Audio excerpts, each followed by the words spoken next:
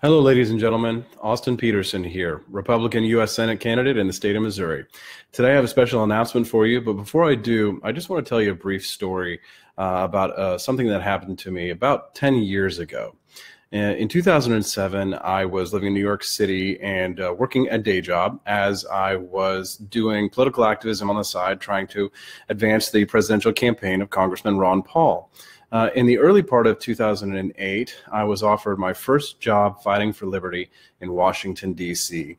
While I was in New York, I was working a day job at a technology company in Midtown Manhattan, and I worked in the sales department there. While I was there, I decided to say it was time for me to go to Washington, D.C. and to fight for liberty because I had been offered a job and it was right in line with my passions. I was very excited about the opportunity to go to Washington and to pursue my dreams, to fight for the principles and ideas that I believed in. And I was very excited because I would actually get paid doing so. Now, at the time, I made a modest salary working at the technology company while I was pursuing my dreams and my show business career, working in producing, production, and stage and in film. And I remember that the day that I went to my bosses at the technology company to tell them that I wanted to quit, they asked me to sit in for a special meeting with them. And during that special meeting, one of those gentlemen said to me, "Don't quit, Austin. Don't quit." I had told him what I was going to do. I was going to go to Washington, D.C. I wasn't going to be making that much more money at all from what I was doing already. But I wanted to go because I loved the concept of being able to advance the ideas of liberty. And to get paid to do it was just a dream come true, I thought.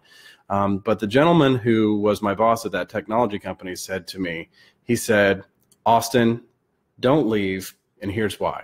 If you stay here in New York and if you continue to work with us at this technology company, I can promise you that in 2 to 3 years, you're going to be making around $150,000 to $300,000 a year." He says, if you go and you work in the public sector, you aren't going to make anywhere near that amount of money. And he was right. He had offered me to stay on and to train as a new professional salesman and to make somewhere between $150,000 and $300,000. Now, between now and then, I haven't had a job where I've made that kind of money because I've been working to advance the principles of liberty. But I didn't care. Because I wanted to move to Washington so that I could fight for the principles that I believed in, because there are some things that are worth more than money in this world.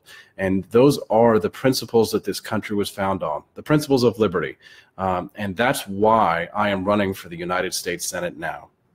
Now, one of the biggest questions that people ask me in this campaign for the United States Senate is, what is it that makes me better than Josh Hawley in this race?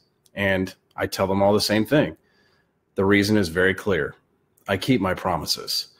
Now, Josh Hawley ran for Attorney General last year on the promise that he was not just another career politician climbing the political ladder.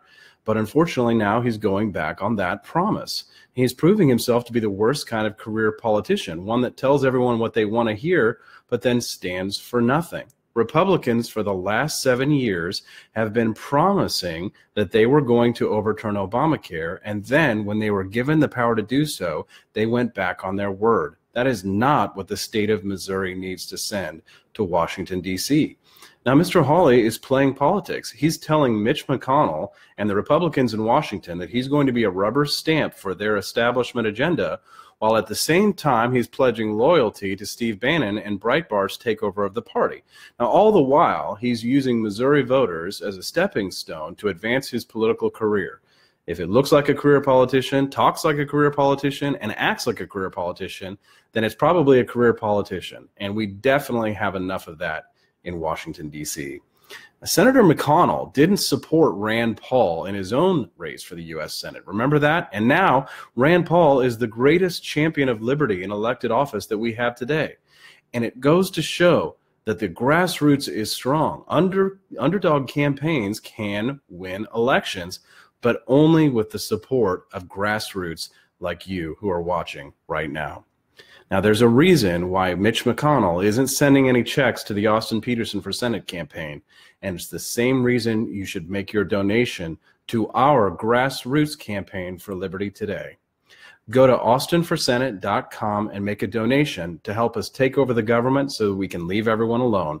I'm fighting to cut spending, cut taxes, overturn Obamacare, and get the federal government off our backs. And when I say I'm going to do something, I'm going to do it. On that, I promise. Thanks, ladies and gentlemen. Have a great day.